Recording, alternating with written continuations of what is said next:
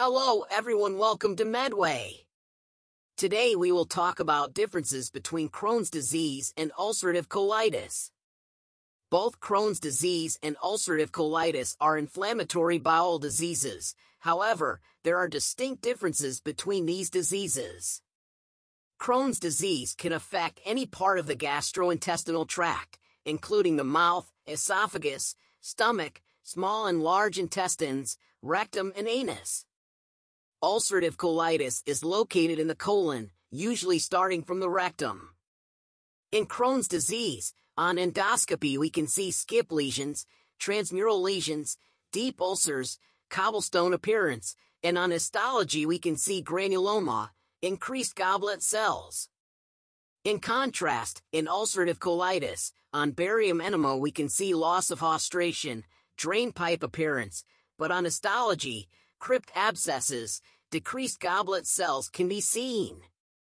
Symptomatic differences between Crohn's disease and ulcerative colitis.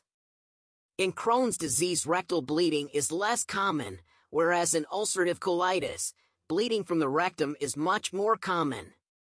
In Crohn's disease, continuous abdominal pain is more common, and perianal problems such as fistulas, anal sores, and skin tags can occur. In contrast, people living with ulcerative colitis usually have intermittent pain coinciding with bowel movements. Perianal issues are uncommon in ulcerative colitis.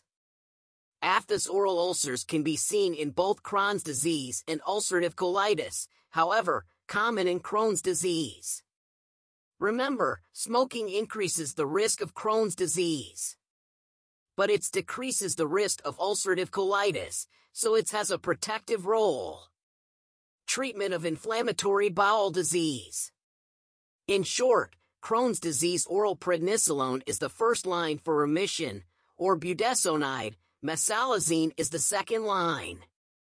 You can easily remember it with the mnemonic, C. C for Crohn's and C for corticosteroids. Now for the ulcerative colitis, we use 5-ASA, mesalazine, as a first line to induce remission. If severe ulcerative colitis exacerbation like toxic megacolon, pick 4-hydrocortisone. Summary. In Crohn's disease, on colonoscopy, we see cobblestone appearance, deep ulcers, and skip lesions.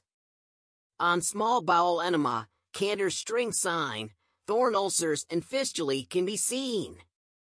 In contrast, in ulcerative colitis, on barium enema we see loss of haustral markings.